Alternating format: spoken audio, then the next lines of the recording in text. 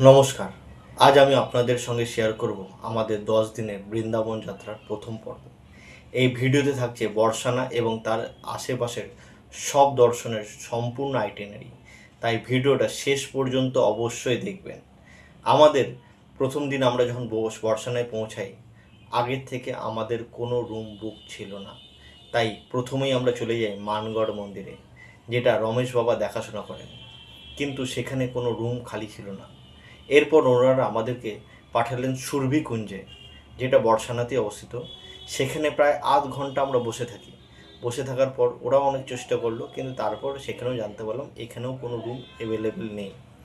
শেষ পর্যন্ত ওনারা আমাদেরকে পাঠালেন বলরাম কুঞ্জে, যেটা আপনার মানপুরে অবস্থিত। ভাগ্য ভালো, সেখানে একটা রুম পেয়ে গেলাম। আমরা পৌঁছেছিলাম 25 জুন, মানে বুঝতে পারছেন বীভৎস গরম। তখন জানতে পারলাম গিয়ে এসি নেই, কিন্তু কুলার আছে। কিন্তু সেদিন এতটা গরম ছিল যে রাতে প্রায় আমি 1:30টায় ঘুমিয়েছি, এতটা গরম। তবুও সেদিনকে রাতে আমরা করেছিলাম বর্ষানার বড় পরিক্রমা। রাতে বর্ষানার পরিবেশ সত্যিই অসাধারণ ছিল। গরম ছিল মানছি, কিন্তু বর্ষানার মানে ভিজুয়াল বিউটির সাথে কোনো কম্পারিজন নেই। পরের দিন আমরা সকালেই ওই রুম ছেড়ে দিলাম এবং আমরা চলে গেলাম হোটেল ত্রিবেণী, যেটা বর্ষানা মেন রোডের উপর পড়ছে। একদিনের জন্য তারা নিল 1700 টাকা, কিন্তু বিশ্বাস করুন টাকাটা পুরোপুরি উসুল। হোটেলটি রুমটি খুবই পরিষ্কার, সুন্দর এবং আরামদায়ক। তারপর সকাল প্রায় 8টার সময় আমরা শ্রীজি মন্দিরে গিয়ে রাধারানীর শৃঙ্গার আরতি দর্শন করলাম। দর্শনের অনুভূতি ভাষায় প্রকাশ করা খুব কঠিন। এরপর ওখান থেকে আমরা বেরিয়ে পড়লাম অষ্টসখীদের গ্রাম দর্শন করতে। একে একে সবকটি গ্রাম দর্শন করার সৌভাগ্য হলো। সন্ধ্যাবেলায় আমরা গেলাম বিনোদ বাবাজি মহারাজের আশ্রমে। খুব সুন্দর দর্শন হলো, আর সৌভাগ্যবশত ওনার সঙ্গে কিছুক্ষণ কথাও বলতে পেরেছিলাম। সেই অভিজ্ঞতা আমাদের যাত্রার অন্যতম স্মরণীয় মুহূর্ত হয়ে থাকবে। এবং আমরা বর্ষানা এখানে, ওটা আপনার প্রিয়াকুণ্ডের সামনে অবস্থিত। আপনারাও গেলে ওইখানে সন্ধ্যাবেলায় 7টার পর বিনোদ বাবা দর্শন দেয়।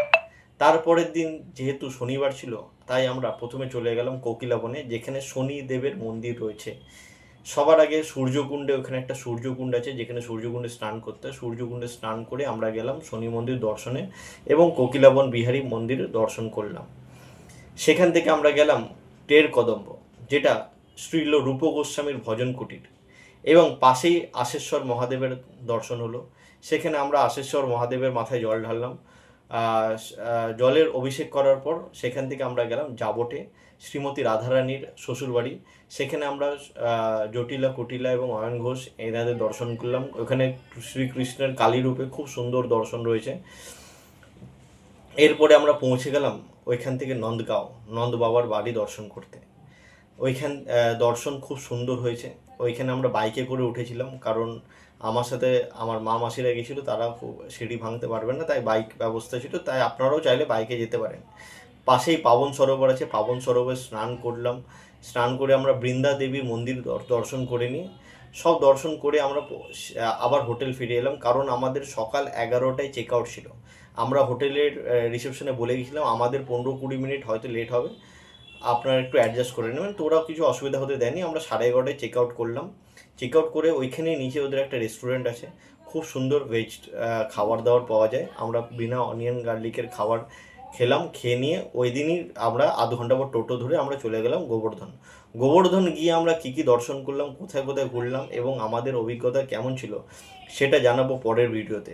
ভিডিওটি যদি ভালো লেগে থাকে তাহলে অবশ্যই চ্যানেলটি সাবস্ক্রাইব করুন, এবং আরও বৃন্দাবন এবং ব্রজমণ্ডলের ভিডিও দেখার জন্য আমার ইনস্টাগ্রাম পেজটিও ফলো করুন।